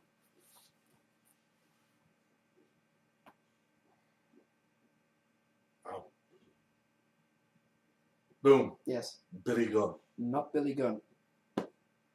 Kofi Kingston. Rey Mysterio. 4 times. WWE. I was thinking Kofi Kingston was like ever born. Question number 5. Who was the first superstar eliminated from the 2013 Royal Rumble? Shit, that was his guess. It was. Well done, Geek. Let's see who started the damn thing. Wasn't him. Put it that way. Yeah. Funk. Yes. Heath Slater. No. It's Not the gonna worst guess in the world, admittedly. It's going to be one of the jobbers, isn't it? Zack Ryder? Santino Marella. Eliminated by Cody yeah, Rhodes. Yeah, I remember that. Question number 6. The cradle suplex horizontal muscle buster is known by which name? Cradle suplex horizontal muscle buster. Mm-hmm. Okay, cradle suplex goes like that. Cradle suplex, what was it called again, sorry? Cradle Horizontal suplex muscle horizontal muscle buster. Boom! Yes. The shell shock. Yes. Cradle, muscle buster. So Horizontal. what's the muscle on the shoulder? Yeah. That's why it's horizontal. Good on the horizontal, Oh, rising yeah, down, because don't you? vertical is fair enough. See, I had a half an hour argument with myself is, do I have to put the word horizontal? Then I went, yes, I do. Otherwise it would be a Kaneko buster. From Ultimate Muscle. Or just Samoa Joe's muscle buster. Fair Yeah. enough. I saw that before I saw Samoa Joe. Fair enough. Question number 7. Out of all the current WWE divas, Who has had the longest reign as Divas champion?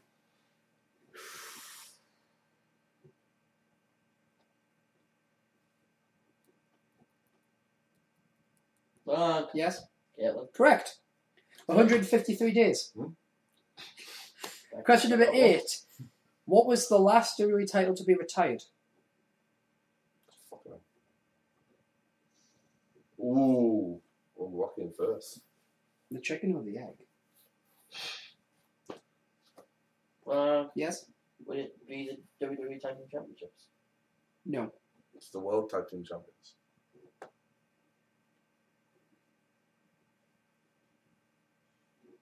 Might have an issue here. Because the WWE is what they kept. I count the tag team champions as kind of just being combined. No, they broke the history off. It's alright, calm down. Don't tell a person to calm down. I've got it as the women's. I tell people to calm down all the time, especially when they're bashing each other in the fucking head. Yeah, I've got it as the women's. That's what I'm thinking. I don't know which came first. I think the I think the tag titles came just after it. I think tag titles was the last one. Or just before it, I'm not sure. I'll have to check that. Check that. Even then, it was the world one they retired. So either way, I get it wrong. Yeah, but he said World Tag Team. So that might be a point to him. Just double check it, won't we? Right, number 9. Who holds the record for the most appearances in a Money in the Bank match? Fuck. Yeah. Shelton Benjamin. It's not Shelton Benjamin, he was second. Oh, wonderful. I actually thought Michelle, you beat myself. The person who beat him by 1. Kofi Kingston? It's Kane. 6. Of fucking course, he was in the first one. Yeah. Fucking... Last question of the first round. Because you wouldn't think Kane. 10. Are you ready? What is Dixie Carr's official title? Yeah. Bitch. I'm going to let that one go. I don't actually know her title. So, what is Dixie Carr's official title, guys? Boom. Yes? TNA president. Correct.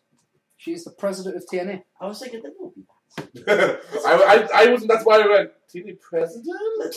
Round 2 is known as... sometimes it isn't. Round 2 is known as the other guys. These are all about independent companies. This isn't WWE or TNA. So this could be things like... away from me. So it's like things like ROH, Shikara, anything isn't WWE or TNA, right? Okay. Yeah, that's the only thing you have to worry about losing. Are you ready? So, question number 1. Yeah. Since the title's creation on November 13th, 2011, how many people have held the Shikara Grand Championship?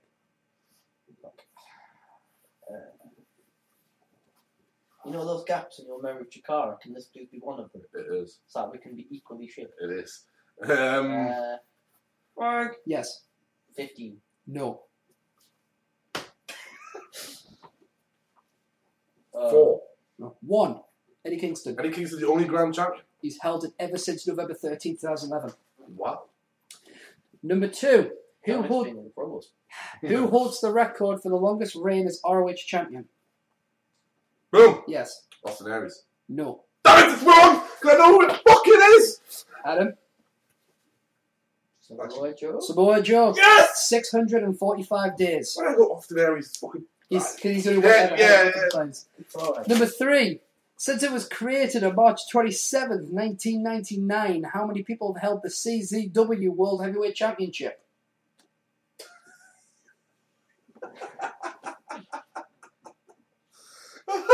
You genius. What year? So what year was 1999. Oh, I'm just going to make an estimated guess from that. Okay.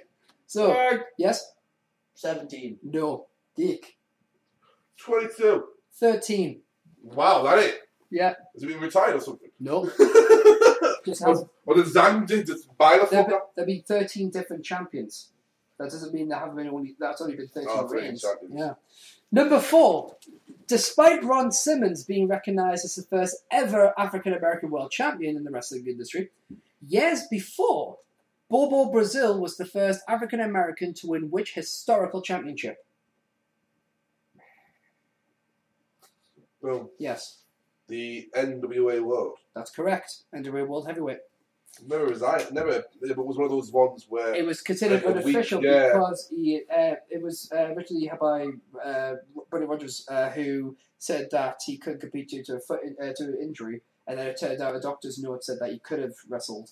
Yeah. So they gave a title back to him, but it was considered unofficial, so it's never. Yeah, it was recognised. one of those ones that did back that they had to give the championship to someone for a week, and then by the end of the week they stopped touring in that city, Yeah. and then so the champion would grab it and it would be like, yeah, I won it. Question number 5. In which year was Shakara founded? Yes. 2002. Correct. What was it? Yep, 2002. Oh, Question yeah, number wait, 6. what? Question number 6. Who owns Shakara? Boom. Yes. Mike Quackenbush. Correct. Damn, I was going to say my question as well. Number 7. What is the most number of times anyone has ever held the New Japan Pro Wrestling Heavyweight Championship? What's the most number of times anyone has ever held the New Japan Pro Wrestling Heavyweight Championship? Boom. Yes. 11. No. Yes. 13. No, 6. Wow. Hiroyoshi Tanahashi and Tatsumiya Fuminjami. So there you go. Question number Ordered fish. Question number 8. In sauce. Which company is the oldest? CZW, Shikara, or Ring of Honor? Boom. Yeah. CCW. Correct. The others were formed in 2002. Obviously, they did in 1999. Number 9. And who was the oldest ever ROH World Television Champion? So who was the Okay. oldest ever World Television Champion? For ROH. Ooh. Is he older than him? Maybe. Like I said, everyone who's close is important. You know or you can guess. I think he's old. Boom. Yes. Chris Daniels? Correct, he was 40 years old. Couldn't work out if he was older than Davey Richards. Yeah. And last question of this round. Yep. What is unusual about the Northeast champion of the Newcastle-based wrestling company IWF? So what is unusual about the Northeast champion of the Newcastle-based wrestling company IWF? I think I know this, but I'm trying to remember if it's right. Yeah. It's a woman. Correct. Not only that, she's the only female wrestler in the company. So it's not what I thought. Her name's Kitty. I thought Pac still held it. So, round 3 is all about hashtag total markout. Here we go again. Oh. This was done so well for shout. Unfortunately, there's no wrestling Game of Thrones. I apologise. That's a soft brush for the Hoover. Well done. Are you ready? Question number 1. Go ahead. Not including this episode, how many episodes of hashtag total market have we published?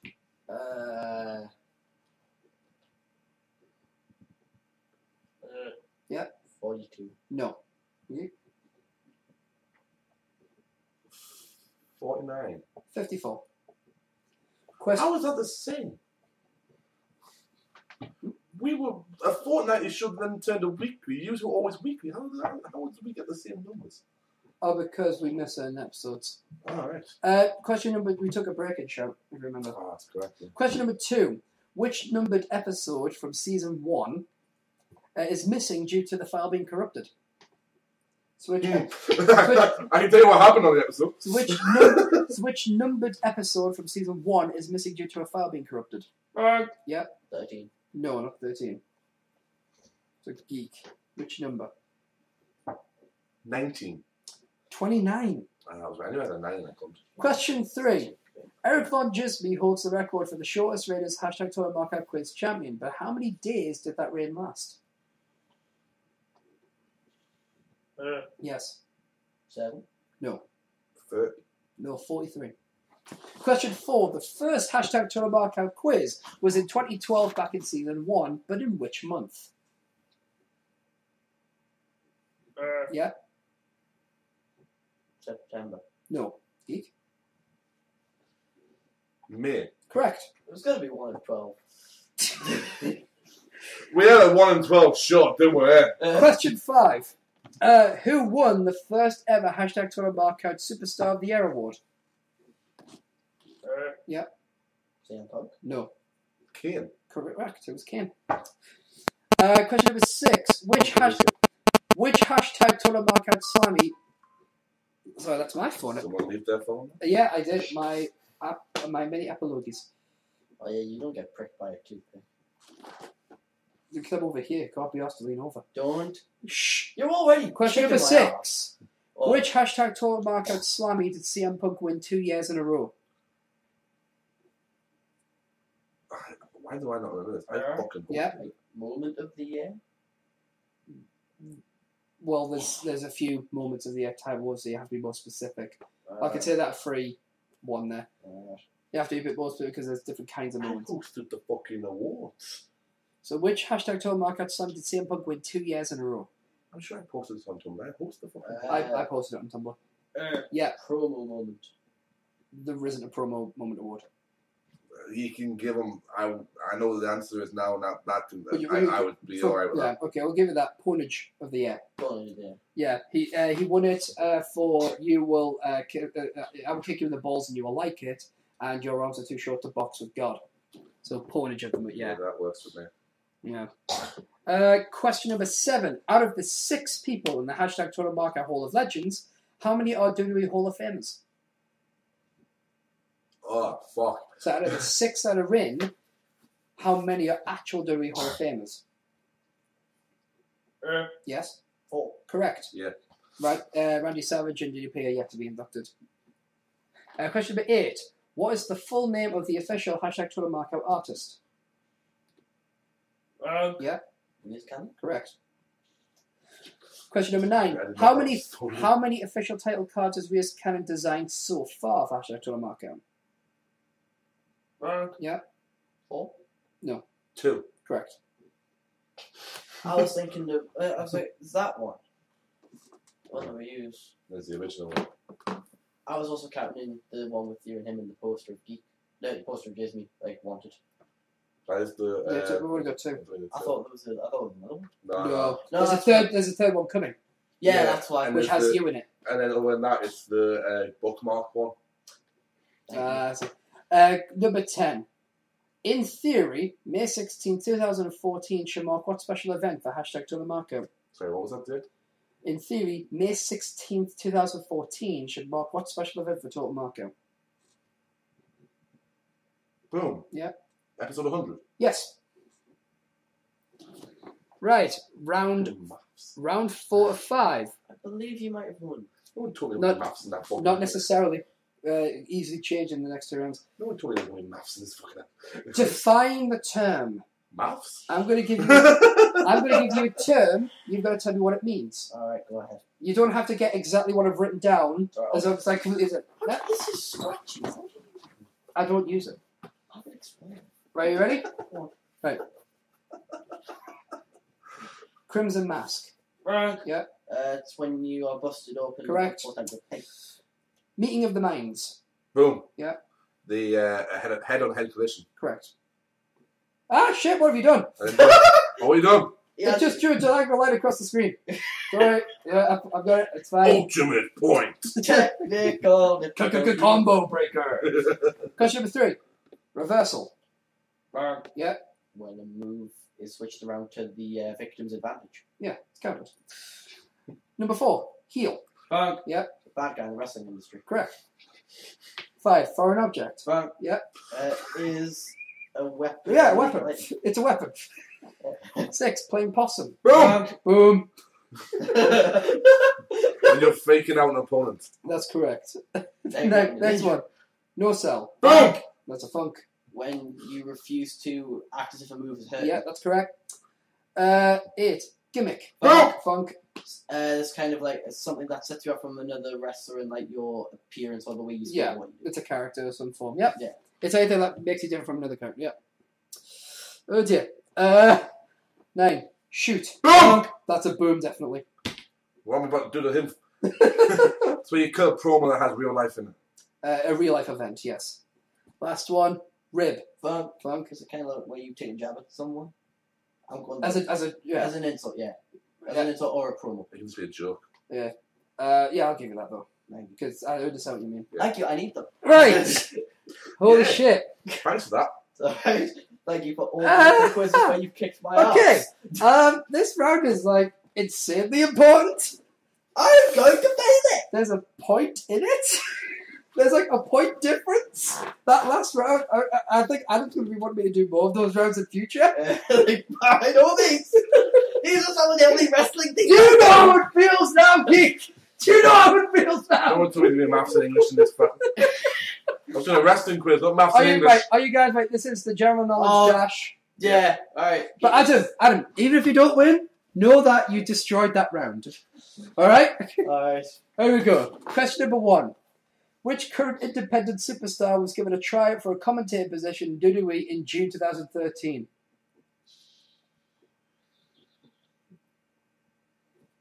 What independent guy did they try to get for that? Which current independent superstar was given a try for a commentator position in WWE in June 2013? When I say independent superstar, I do mean a wrestler. Boom. Yep. Colt Cabana. Correct. It was set up by CM Punk. Question number 2. How many heavyweight championships has John Laurinaitis held in his career? Boom. Yep. 2. Yes. The Japan. ICWA Florida and OWF. I thought it was Japan. In Japan, they weren't actually the heavyweight did championships. I did not know that those companies were companies. Neither did I. Question number 3. With which title in Raw Wrestling Entertainment did CM Punk have his shortest reign as a champion? Well, Yep. might be tag team. No. Okay. Which title in World Wrestling Entertainment did CM Punk have his shortest reign as champion? Yeah, World Heavyweight. No, WWE. 28 days. I thought It was the shortest championship I thought really World ever. Heavyweight was just kind of short. I No. think you're right. You are right, but Yeah. I just thought the World Heavyweight. I remember that being one of them ones being really short. Yeah, I was double checking them, but 28 days is the shortest reign he's ever had as a champion, and it was. I thought it would have been Intercontinental. No, you heard that for a while. Well, because he had that feud, so I didn't really know. Number 4. How many superstars have held a world title in both WWE and TNA? Stress that phrasing again. How many champions have held a world title in both WWE and TNA? So that's both WWE, World Heavyweight, and TNA, and NWA. Oh, let me think. Actually, I could let myself think all I want. I'll never come up with the right answer. Then guess is the best thing you do, Adam. Wrong. Yeah. 5. Correct. Oh, thank Christ for guessing. Christian, Kurt Angle, Jeff Hardy, Rob Van Dam, Kurt Angle. Not Guessing. Kurt Angle, sorry. I made it right different name there, sorry. Yeah. Right. Which WWE legend holds the record for the least number of combined days as World Heavyweight Champion? So again, very specific. Which WWE legend holds the record for the least number of combined days as World Heavyweight Champion? So of all the days they've been champion, who held it the shortest? Hall of Famer.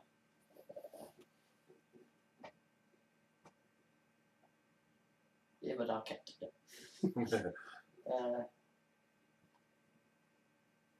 Boom. Yes? Edge. It's not Edge. So remember, we are talking about the World Heavyweight Championship, not WWE. So, Adam?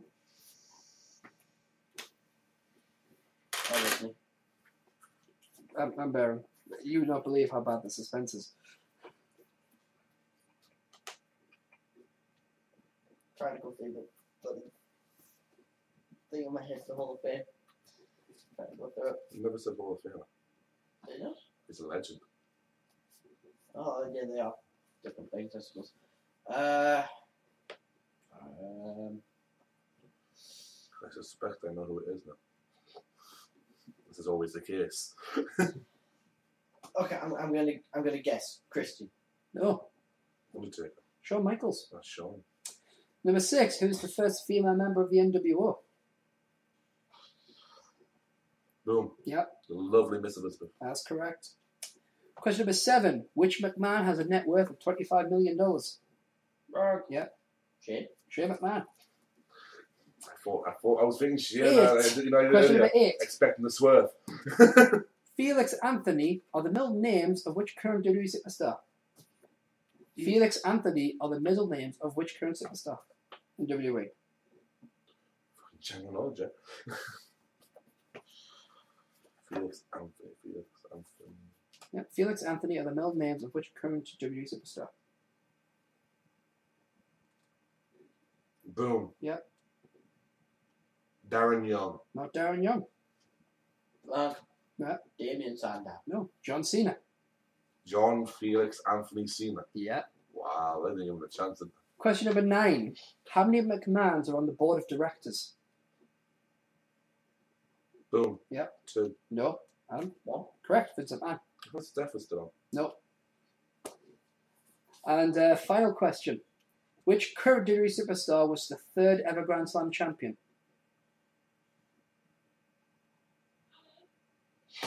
Which current WWE superstar was the 3rd ever Grand Slam champion? I will point out this is according to WWE.com. .com usually wrong with it. And the Wikipedia. Wrong. Yep. Big Show. Not Big Show. Well, there's one eliminated for you.